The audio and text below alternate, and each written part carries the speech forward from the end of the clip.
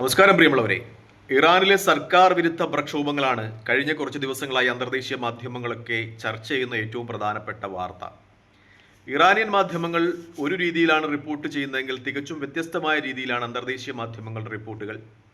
പ്രത്യേകിച്ചും ഇറാനിലെ പ്രക്ഷോഭങ്ങൾക്ക് വീര്യം വർദ്ധിപ്പിക്കുക എന്ന രീതിയിലാണ് മിക്ക യൂറോപ്യൻ മാധ്യമങ്ങളുടെയും വാർത്താ വിശദീകരണം ഇറാനെ സംബന്ധിച്ച് എന്ന ആക്ഷേപം ഇറാൻ ഭരണകൂടത്തിനുമൊപ്പം ഇറാൻ മാധ്യമങ്ങൾക്കുമുണ്ട്. പ്രത്യേകിച്ചും ദ ടൈംസ് പോലെയുള്ള ചില മാധ്യമങ്ങളുടെ ഇന്നത്തെ റിപ്പോർട്ട് പ്രകാരം ആയത്തുള്ള അലി ഖൊമൈനി, ഇറാന്റെ ആത്മീയ നേതാവ്, ജനകീയ പ്രക്ഷോഭങ്ങളെ തുടർന്ന് ഇറാനിൽ നിന്ന് രക്ഷപ്പെടുവാൻ ശ്രമിക്കുന്നതായുള്ള വാർത്തയാണ്. അദ്ദേഹവും അദ്ദേഹത്തിന്റെ കുടുംബാംഗങ്ങളും റഷ്യയിലേക്ക് വളരെ സുരക്ഷിതമായി പലായനം ചെയ്യുവാൻ ഉദ്ദേശിക്കുന്നു എന്ന വാർത്ത കൊടുക്കുന്നുണ്ട്.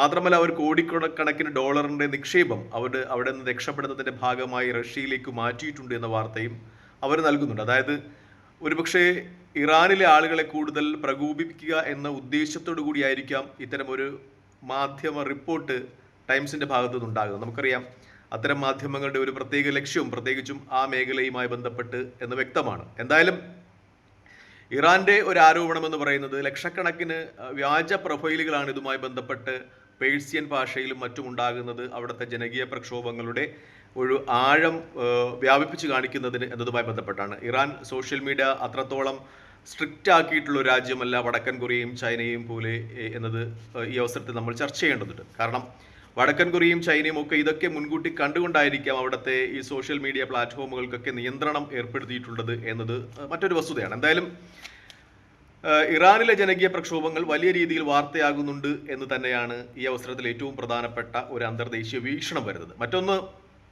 ഇറാൻ അവരുടെ സാമ്പത്തിക പ്രതിസന്ധിയെ തുടർന്ന് അവരുടെ മിസൈലുകൾ അവരുടെ സൈറ്റുകളിൽ, പ്രത്യേകിച്ചും അവരുടെ പ്രതിരോധ സൈറ്റുകളിൽ വിപണനത്തിന് വെച്ചിരിക്കുന്നു എന്നതുമായി ബന്ധപ്പെട്ടാണ്. ക്രിപ്റ്റോ കറൻസി ആണ് അവർ വിനിമയ മാധ്യമമായിട്ട് വെച്ചിരിക്കുന്നത്, ഡോളർ ഒന്നുമല്ല.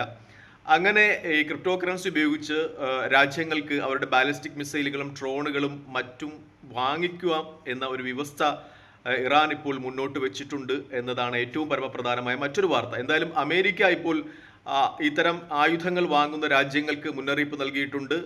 എങ്ങനെ ആയുധങ്ങൾ ഇറാന്റെ ഭാഗത്തു നിന്ന് വാങ്ങിക്കുകയാണെങ്കിൽ വാങ്ങുന്ന രാജ്യങ്ങൾക്കെതിരെ നടപടിയെടുക്കും എന്ന് അമേരിക്ക ഇപ്പോൾ ഇത്തരം രാജ്യങ്ങളെ വോൺ ചെയ്തിട്ടുണ്ട് എന്ന മറ്റൊരു വാർത്ത കൂടിയുണ്ട്. എന്തായാലും ഇറാനെ സംബന്ധിച്ച് അവർ വെനിസ്വലയിൽ നടക്കുന്ന സംഭവങ്ങളെയും വളരെ കാര്യഗൗരവമായിട്ടാണ് വീക്ഷിക്കുന്നതെന്ന മാധ്യമ റിപ്പോർട്ടുകളും പുറത്തു വരുന്നുണ്ട്. കാരണം വെനിസ്വല അമേരിക്ക പറയുന്ന കാരണങ്ങൾക്കപ്പുറം, കാരണം വെനിസ്വലയാണ് അമേരിക്കയിലേക്ക് വലിയ തോതിൽ മയക്കുമരുന്നുകൾ കയറ്റി അയക്കുന്നത്, അമേരിക്കൻ യുവത്വത്തെ മയക്കുമരുന്ന് നൽകി ഇല്ലാതാക്കുന്നത് എന്നാണ് അമേരിക്കയുടെ ഒരു ആരോപണം.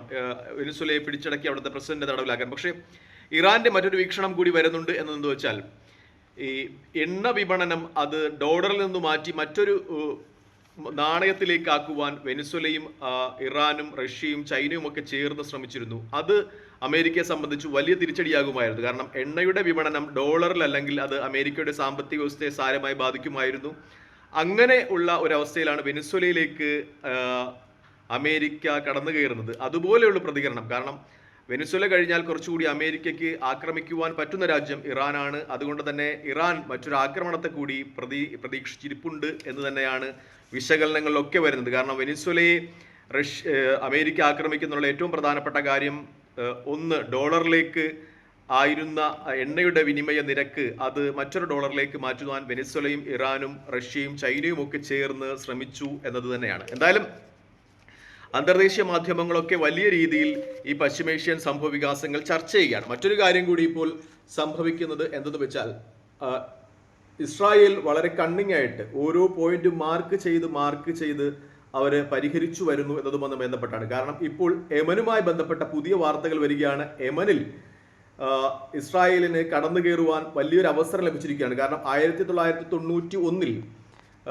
സോമാലിയയിൽ നിന്ന് സ്വതന്ത്രമായി പ്രഖ്യാപിച്ച സോമാലി ലാൻഡ് എന്ന് പറയുന്ന രാജ്യത്തെ ഇസ്രായേൽ ഇപ്പോൾ അംഗീകരിച്ചിരിക്കുന്നു എന്ന വാർത്ത വരുന്നുണ്ട്. കാരണം ഇത് യമന്റെ വളരെ തൊട്ടടുത്ത് കിടക്കുന്ന ഒരു പ്രദേശമാണ് സോമാലിയുടെ സോമാലി ലാൻഡ്. ഇതൊരു സ്വതന്ത്ര രാഷ്ട്രമായി ആദ്യമായി അംഗീകരിക്കുന്ന രാജ്യമായിട്ട് ഇസ്രായേൽ മാറുകയാണ്. അപ്പോൾ ഇസ്രായേലും സോമാലി ലാൻഡും തമ്മിൽ ഒരു സൗഹൃദം ഉണ്ടാകുവാൻ സാധ്യതയുണ്ട്.